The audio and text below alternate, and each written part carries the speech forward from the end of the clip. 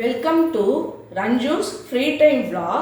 இன்னைக்கு நம்ம பருப்பு உருண்டை குழம்பு எப்படி செய்யறதுன்னு பார்க்கலாம். அதுக்கு வேணுங்கிற இன்கிரிடியன்ட்ஸ் இங்க வெச்சிருக்கேன். வாங்க பார்த்துடலாம். இது துவரம் பருப்பு. இதை ஊற வச்சிருக்கேன். இது ஒரு ஆழாக்கு துவரம் பருப்புன்னா கால் ஆழாக்கு கடலை பருப்பு. ரெண்டும் ஒன்றாவே கழுவி இங்கே ஊற வச்சிருக்கேன். இதில் போட்டு அரைச்சிக்கிறதுக்கு உப்பு, காஞ்ச மிளகா ஒரு 4, சோம்பு. இதை அரைச்சிட்ட பிறகு அதில் போட்டு பிசைஞ்சிக்கிறதுக்கு இந்த வெங்காயம் பொடியாக கட் பண்ணி வச்சுருக்கேன் 1. இது கொத்தமல்லி, இதுவும் பொடியாக கட் பண்ணி வச்சுருக்கேன். இது அந்த உருண்டைக்கு தேவையானது.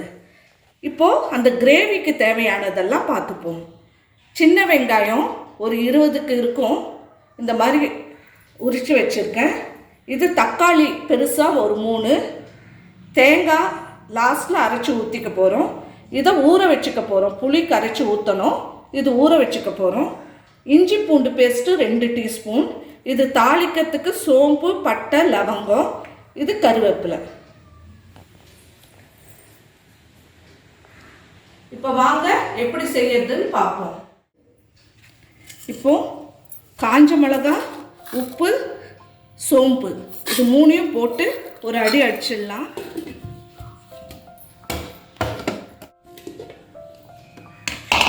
இப்போ ஒன்றும் பாதியமாக அரைஞ்சிருக்கு. இப்போ இது ஃபுல்லும் தண்ணி வடிகட்டு நல்லா வடிச்சிடுங்க. தண்ணி ட்ரையாக போடுங்க. இது மைய அரைக்க வேணாம், கொஞ்சம் கோஸாக இருந்தால் போதும்.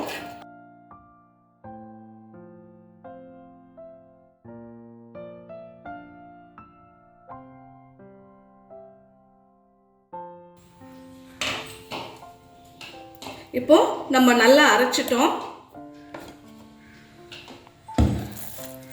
இந்த மாதிரி கொரகொரப்பாகவே அரைச்சிக்கோங்க. இப்போ இதை ஒரு பவுலுக்கு ட்ரான்ஸ்ஃபர் பண்ணிக்கலாம். இப்போ இது கூட இந்த கொத்தமல்லி தழையும் இந்த வெங்காயமும் ஆட் பண்ணிக்க போகிறோம்.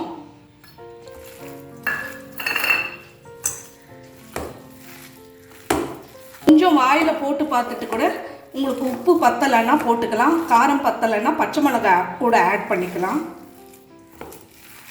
இப்போ இதில் ஒரு 2 ஸ்பூன் அளவு கொண்டு 2 ஸ்பூன் அளவுக்கு இது மாதிரி எடுத்து வச்சுக்கோங்க. தண்ணியில் கரைச்சி நம்ம லாஸ்ட்டாக ஊற்ற போகிறோம். இது கொஞ்சம் குழம்ப திக்கன் பண்ணும். இப்போ மீதியை நம்ம உருண்டை பிடிச்சி ரொம்ப அழுத்தி பிடிக்காதீங்க. இந்த மாதிரி உருண்டை பிடிச்சி ஒரு தட்டில் வச்சுக்கோங்க. இதை ஸ்டீம் பண்ண போகிறோம். நம்ம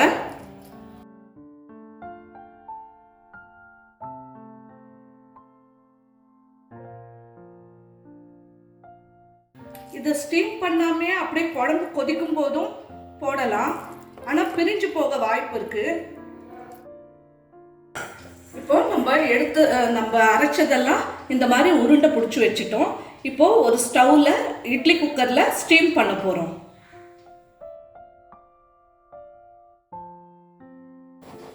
இப்போ நம்ம கிரேவி பண்ணிக்கலாம். ஸ்டவ் ஆன் பண்ணி இந்த மாதிரி கடாய் வச்சுக்கோங்க. ஒரு 6 ஸ்பூன் அளவுக்கு எண்ணெய் விட்டுருக்கேன். இப்போ இதில் சோம்பு, பட்டை, லவங்கம் எடுத்துருக்கோம் இல்லையா, அதை போட்டுடலாம்.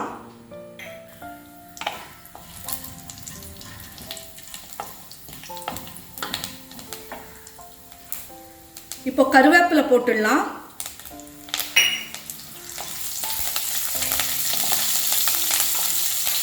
இதுக்கு ஒரு 20 சின்ன வெங்காயம் எடுத்துருக்கேன், அதை போட்டுடுங்க. இப்போ மஞ்சத்தூள் போட்டுடலாம். உருண்டைக்கு நம்ம ஏற்கனவே உப்பு போட்டுட்டோம். இந்த கிரேவிக்கு தேவையான அளவு ஒண்டி போடுங்க. இப்போ இந்த இஞ்சி பூண்டு பேஸ்ட்டும் இதுலேயே ஆட் பண்ணிடலாம்.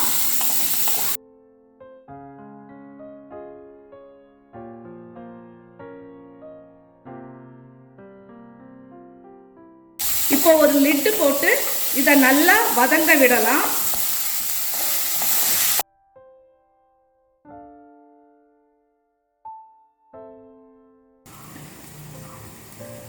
இப்போ இதை திறந்து பார்க்கலாம். வெங்காயம், இஞ்சி பூண்டு பேஸ்ட் எல்லாம் நல்லா வதங்கியாச்சு. இப்போ இந்த தக்காளி ஆட் பண்ணிடலாம். இப்போ இதுக்கு தேவையான மிளகாத்தூள் போட்டுடலாம்.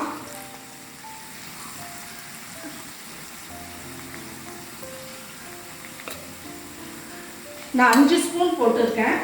ஏன்னா தேங்காயெல்லாம் போடுறோம் இல்லையா. இந்த மிளகாத்தூளோட பச்சை வாசனை போகிற வரைக்கும் கொஞ்சம் நல்லா வதக்கிட்டு ஒரு லிட்டு போட்டு மூடிடலாம். அந்த தக்காளி அதுலேயே நல்லா குழஞ்சி வரட்டும்.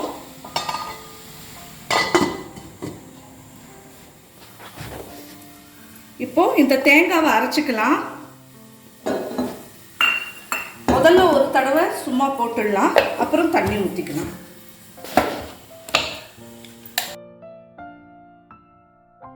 தண்ணி ஊற்றிக்கலாம்.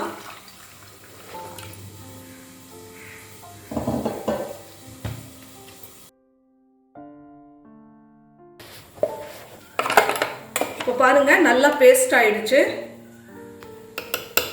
இந்த அளவுக்கு அரைஞ்சா போதும். நம்ம ஊற வச்சோம் இல்லையா, அந்த புளியை கரைச்சி வச்சுக்கலாம்.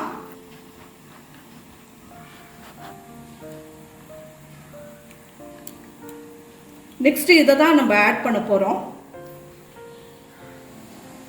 இப்போ திறந்து பார்க்கலாம். பாருங்க தக்காளி எல்லாம் நல்லா குழஞ்சிடுச்சு. இப்போ ஒரு 2 டம்ளர் அளவுக்கு நம்ம தண்ணியில் கொதிக்க விட போகிறோம். இந்த ஸ்டேஜில் ஃப்ளேம் கூட ஹையாக வச்சுக்கோங்க.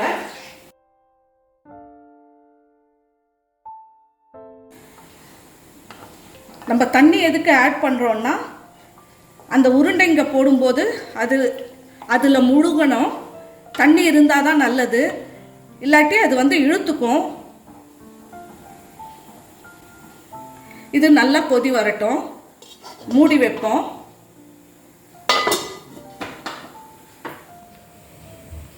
இப்போ நம்ம வேக போட்டிருந்தோம் இல்லையா உருண்டைங்களை, அதை திறந்து பார்ப்போம்.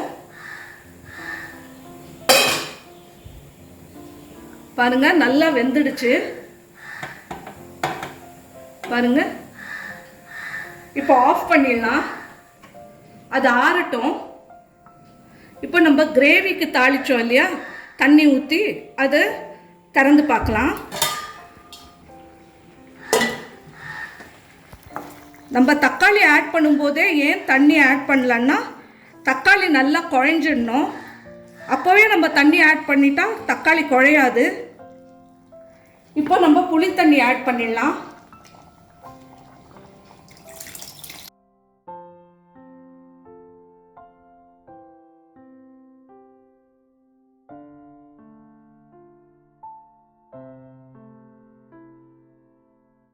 இப்போ புளி தண்ணி ஆட் பண்ணோம் இல்லையா, நல்லா கொதிக்குது.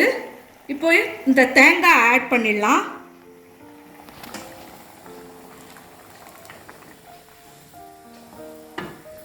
மிக்சியை கழுவி தண்ணி ஊற்றிடலாம். இப்போ இந்த பருப்பு உருண்டை செய்கிற மாவை 2 ஸ்பூன் எடுத்து வச்சோம் இல்லையா, அதில் கொஞ்சமாக தண்ணி ஊற்றி கலந்து வச்சுக்கோங்க. திக்கனிங் ஏஜென்ட்டாகவும் யூஸ் ஆகும். அதே சமயம் அந்த துவரம் பருப்புக்கே இருக்கிற அந்த ஸ்வீட்னஸும் சேர்ந்து குழம்பு நல்லா இருக்கும். இதை ஊற்றிடலாம். ஒரு கொதி வரட்டும். இப்போ குழம்பு நல்லா கொதிக்குது. இந்த ஸ்டேஜில் நீங்கள் ஊற்றி பார்த்துட்டு உப்பு காரம் எதாவது பத்தலைன்னா கூட ஆட் பண்ணிக்கலாம். இப்போது கொஞ்சம் சிம்மில் வச்சிடலாம். உருண்டைகளை ஆட் பண்ணிடலாம். உருண்டைங்க பாருங்கள் நல்லா பால்ஸாக அப்படியே வெந்துடுச்சு.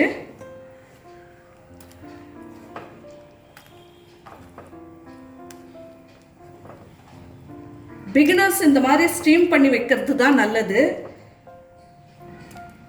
அப்படி இல்லை உங்களுக்கு ஸ்ட்ரெயிட்டாக தான் ஆட் பண்ணணும்னா கொஞ்சம் அரிசி மாவு பைண்டிங்க்கு ஆட் பண்ணிக்கோங்க.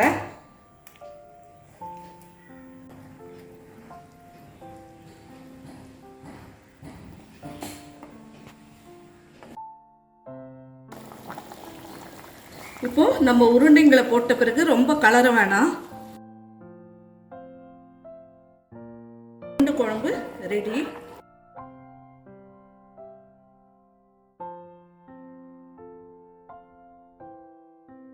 இப்போ நம்ம பருப்பு உருண்டை குழம்பு ரெடி. நீங்களும் இது ட்ரை பண்ணுங்க. எங்கள் சேனலை சப்ஸ்கிரைப் பண்ணாதவங்க சப்ஸ்கிரைப் பண்ணிடுங்க. லைக், ஷேர், கமெண்ட் பண்ணுங்க. பக்கத்தில் இருக்க பெல் ஐக்கானை ப்ரெஸ் பண்ண மறந்துடாதீங்க.